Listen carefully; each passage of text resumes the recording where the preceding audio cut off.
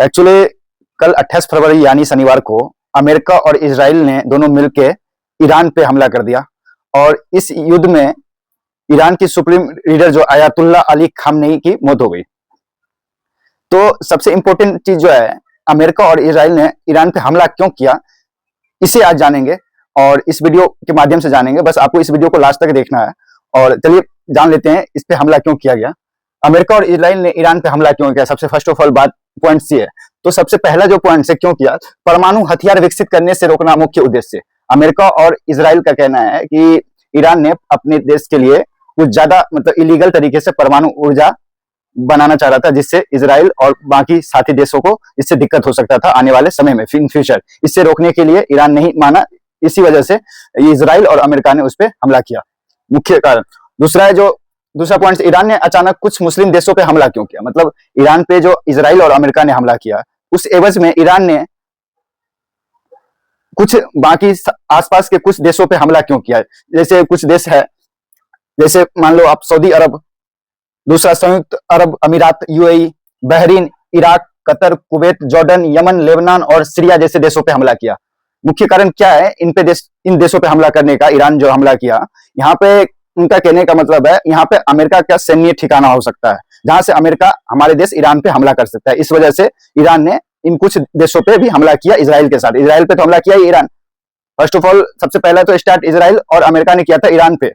उसके जवाब में इजराइल पे भी हमला किया ईरान ने और इन कुछ देशों पे भी किया, जिसका मैं अभी आपको नाम बता दिया।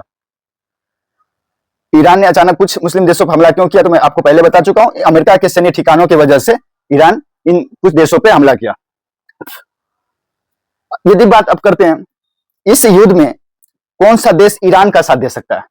अमेरिका इजराइल तो ईरान पे हमला किया है, तो ईरान पे कौन सी देश अभी फिलहाल ईरान का साथ दे सकता है इस लेवल पे। तो बात करते हैं north Korea, China, Russia and Venezuela जैसे देश ईरान का इस वक्त साथ दे सकते हैं, क्योंकि वहां पे अमेरिका है। अमेरिका इजराइल का साथ देके ईरान पे हमला किया है। अमेरिका की वजह से ये मोस्ट पावर कंट्री जो है north Korea, China, Russia and Venezuela जैसे देश ईरान का साथ दे सकता है। इस युद्ध में भारत की साइड से देखते हैं, भारत इन दो देशों के बीच किस देश का साथ दे सकता है, इन पे बात कर लेते हैं। इस युद्ध में भारत किस देश का साथ दे सकता है, तो भारत किसी भी देश का साथ नहीं दे सकता। दोनों देशों में इजराइल या ईरान का साथ नहीं दे सकता, बल्कि मध्यस्थता करवा सकता है। मध्यस्थता करा सकता है मतलब राजनीतिक स्वेच्छा, स्ट्रेटेजिक ऑटोनॉमी जिसे कहते हैं, ये करवा सकता है। मतलब मध्यस्थता करवा सकता है बातचीत के दौरान कि दोनों देशों को शांत करवा सकता है, लेकिन किसी पार्टिकुलर दोनों देशों में इजराइल या ईरान का किसी का साथ नहीं दे सकता भारत। दूसरा, भारत इजराइल से संबंध की बात की जाए तो भारत का जो इजराइल से संबंध है वो किस प्रकार है। भारत का जो इजराइल से संबंध है वो मुख्य तौर पर हथियार का सबसे बड़ा खरीदार है। भारत इजराइल से काफी ज्यादा बड़ी मात्रा में रक्षा का जो वेपन होता है उसका मुख्य खरीदार है। भारत इजराइल से काफी भारी मात्रा में सामान खरीदता है। तीसरा जो है, भारत आतंकवाद के मुख्य मुद्दों पर इजराइल के साथ खड़ा रहता है। जो है आतंकवाद के मुद्दे पे भी इजराइल के साथ खड़ा होता है। और चौथी बात की जाए भारत का, तो कृषि, जल प्रबंधन और अंतरिक्ष जैसे क्षेत्रों में दोनों देश के बीच अटूट संबंध है। मतलब कृषि रिलेटेड और जल प्रबंधन और अंतरिक्ष जैसे देशों पे भी भारत और इजराइल का मुख्य संबंध है।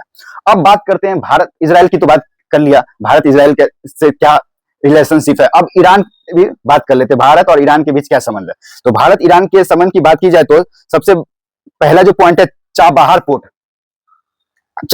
भारत के लिए ईरान का चाबहार पोर्ट अत्यंत महत्वपूर्ण है। ईरान का चाबहार पोर्ट जो है वो भारत के लिए अत्यंत महत्वपूर्ण है, क्योंकि यह मिडिल ईस्ट मतलब मध्य एशिया जो है, मिडिल एशिया और अफगानिस्तान तक पहुंचने का मुख्य कारण है भारत के लिए।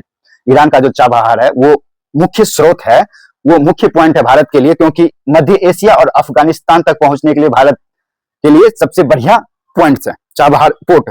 दूसरी बात की जाए भारत और ईरान के बीच का मुख्य रिलेशनशिप की दूसरी बात की जाए तो ऊर्जा सुरक्षा।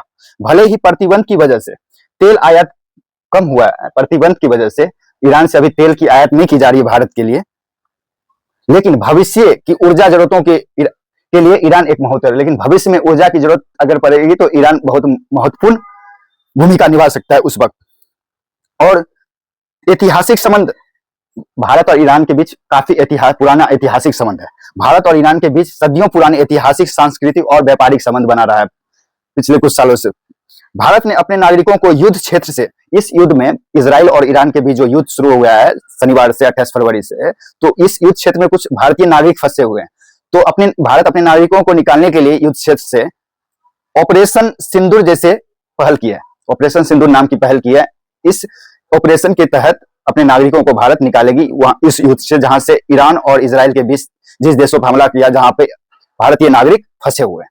तो मैं उम्मीद करता हूं वीडियो में दी गई जानकारी आपको ऑलमोस्ट समझ में आ गया होगा क्या है, मतलब इजराइल और ईरान के बीच का जो युद्ध हुई कल से शुरू हुआ है, ये क्यों किया गया और किस लिए किया गया, सारी डिटेल्स में आपको पॉइंट बाय पॉइंट समझा चुका हूं। उम्मीद करता हूं आपको ये वीडियो बढ़िया लगा होगा। मेरे इस वीडियो को आप लाइक और सब्सक्राइब कर सकते हो।